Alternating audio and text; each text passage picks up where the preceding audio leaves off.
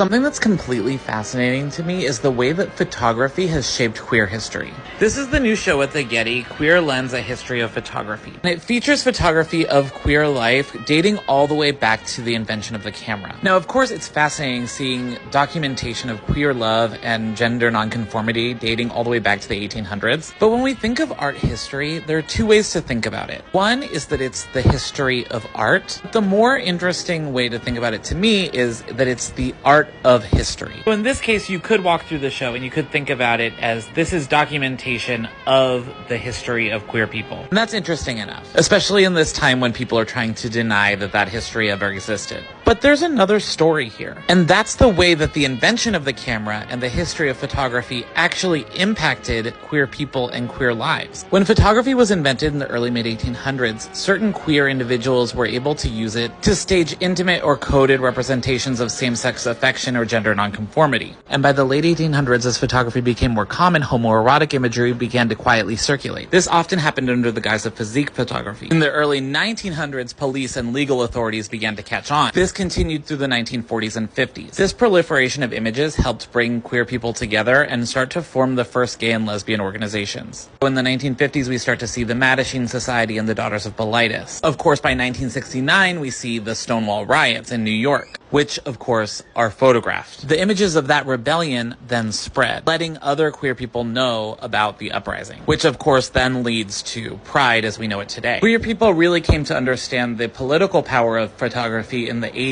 as they responded to the AIDS crisis. And then two technological breakthroughs related to photography in the 90s and early 2000s had a huge impact on queer people. The invention of the digital camera and the invention of the internet. Suddenly, queer people could take images as they wanted without having to have them developed or shared by a third party. A reminder, there were sodomy laws on the books in many states until 2003. So getting certain kinds of photos developed up until that point would put you at legal risk. And of course, in many communities, there was always just the social risk of being outed. So of course, the photos in this exhibit serve as documentation of history, but they also have helped to shape history in and of themselves. I urge everyone to come see this show, especially now as the Trump administration is trying to erase queer history and particularly trying to attack museums for sharing this kind of information. Queer Lens will be open at the Getty Center until September 28th.